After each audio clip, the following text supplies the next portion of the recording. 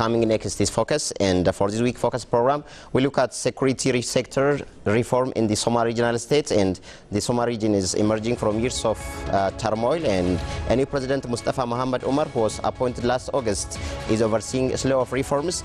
Mustefa recently sat down exclusively with OBN and for a wide-ranging interview. Here is part 2 of that interview with Mohammed Ademo, and have a nice time with that part.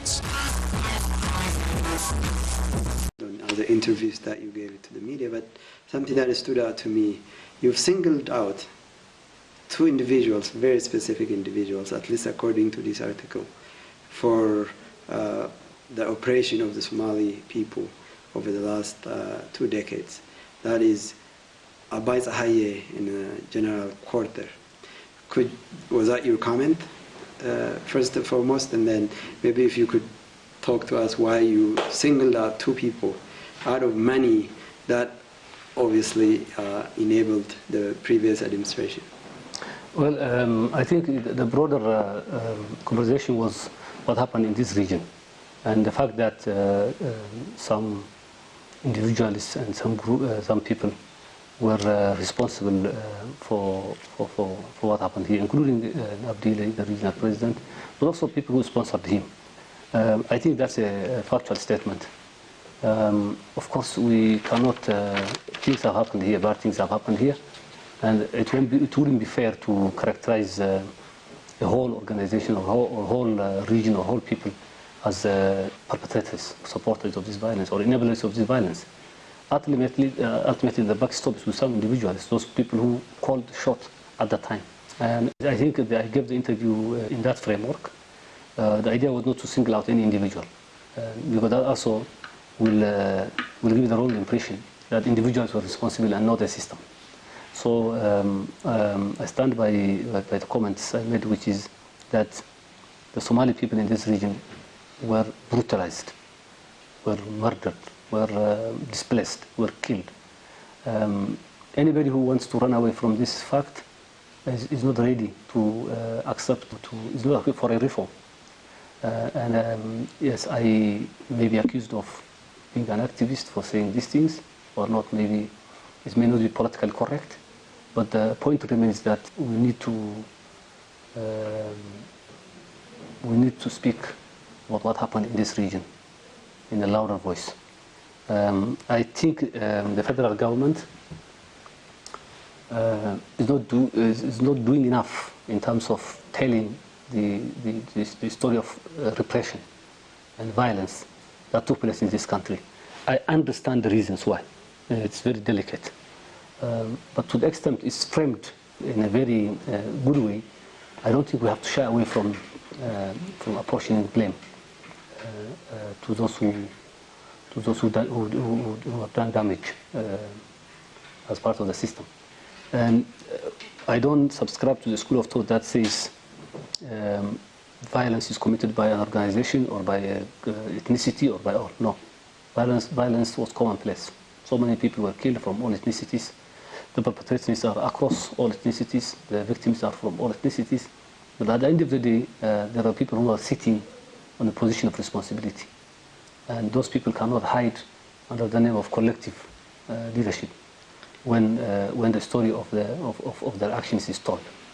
Is there anything specific, though, that you feel Abai Zahaye, General Quarter, has done differently from the other people that you have not mentioned in that interview? Most of the atrocities in Somali region were committed in the last 11 years. Now, who was in charge of the army here? And the stories of the contraband, the sleaze, the corruption, the killings are well documented and captured by even the internal evaluations of these entities and institutions. So I wouldn't want to make it look like specific. I'm targeting individuals specifically, but yes, there were people who were disproportionately involved and invested in the Somali region politics over the last 20 years. And those individuals, their names will have to appear along with the story of this region. And that was the essence of my comment. The challenge for your government, or the government of Ethiopia now, is some people need to be held accountable. I don't think we can escape that. The level of abuse that have taken place in this country is almost shocking to hear. You can talk about the embezzlement at METEC, the Metals and Engineering Corporation. We've also seen some very shocking details of personal accounts of victims of torture by the National Intelligence Service. People are saying some of these efforts by the Attorney General's office to hold people accountable are ethnic witch hunt, or some ethnic groups are being targeted. Is that a difficult balance for the government? Well, you can't hunt down criminals on the basis of quota, isn't it? You should hunt them on the basis of their actions and what they have done. So if a certain group was disproportionately committing atrocities and crimes and beatings in the key institutions, then it's obvious that when the day of the judgment comes, there will be some disproportion in terms of the ethnic mix-up of the perpetrators.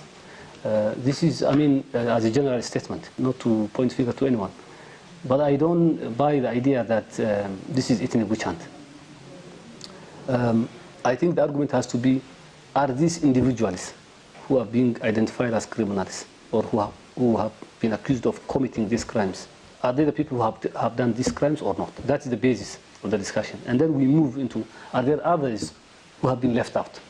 So if the debate is that others also who have participated in this are not captured, definitely it's a valid debate, and the national discourse has to move there. We have to bring all perpetrators of violence, just no matter from what ethnicity they are.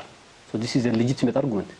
However, you cannot use the, ethnic witch hunt as an argument to defend criminals. And I think the temptation now is the latter. The temptation now seems to defend outright criminals on the basis of their ethnicity, which is not going to buy, which is not going to sell at all. And the harrowing tales of people in jails that we have seen only the last one day, I think, on the documentaries we are seeing, need some response in terms of bringing those who committed this. It's not also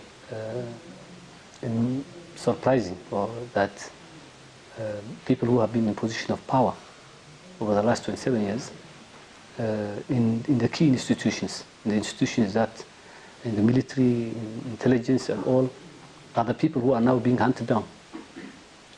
Is there a dispute about that? Is anybody saying that individual X from intelligence service, individual X from the police have not committed anything? I would like to see that.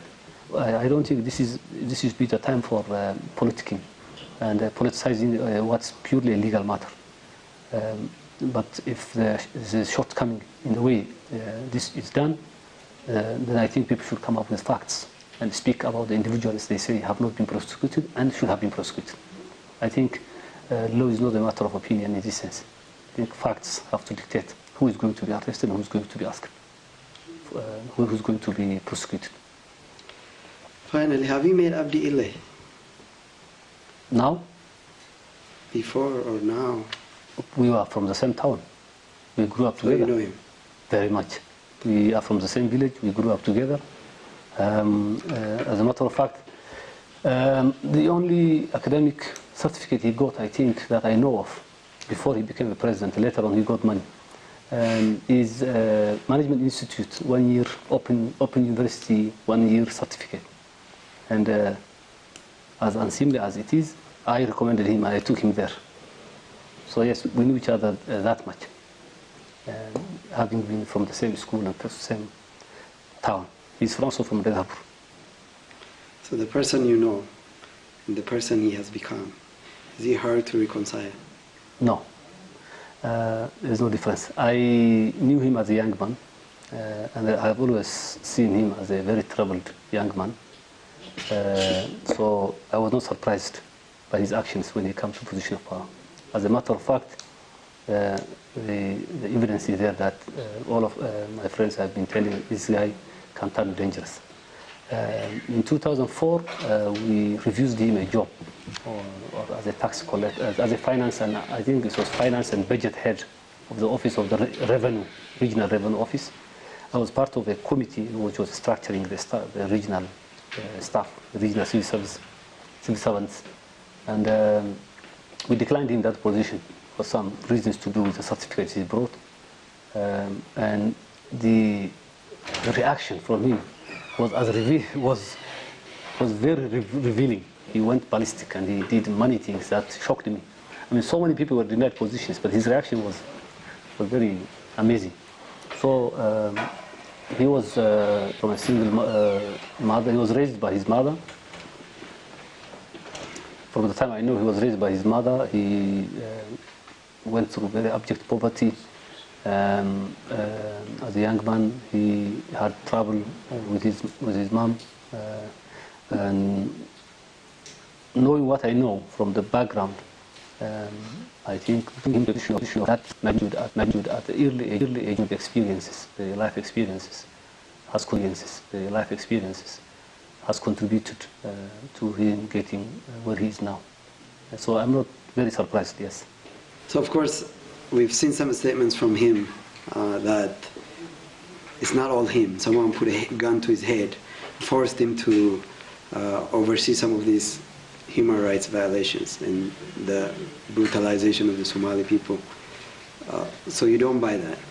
As a matter of fact, in that interview, if I'm right, is Getachew Assefa. Yes. Isn't it? Give the devil his due. Whatever Getachew Assefa has done at the national level, the consensus in the Somali region is that he was the only one who was fighting Abdile for a long period of time until the Oromo uprising in 2015. I think this is what everybody tells me here, including former members of the cabinet here, who some of them are now working with us. In every evaluation sessions, meetings the regional government was having in El Salvador, what I heard is that Getachew Assefa was a known foe of Abdile, raising so many issues regarding the atrocities here and all, and kind of things. This is what we know. This is what we have heard. Not to malign, not to attack or give a bad name to somebody who is already in problem. But I think the former president was extremely dishonest in saying that Getachew Assefa held a gun to his head so that he can kill people. There are others who are rumored to have done that, but he should have come up front and said who they are, because everybody in this region knows that that's not the story. So we were surprised why he was attaching the blame to the wrong person, when the godfathers were well known. Yes. When the godfathers of the former president were well known. On the issue of relating why are some people sitting comfortably in their areas, maybe they did not kill their own people. Maybe people from Makele, from people from Bahadar, people from others, maybe they have not killed their own people and they now have the comfort of going back to where they are from. But in his case, I don't think he can comfortably sit in Jijia anyway.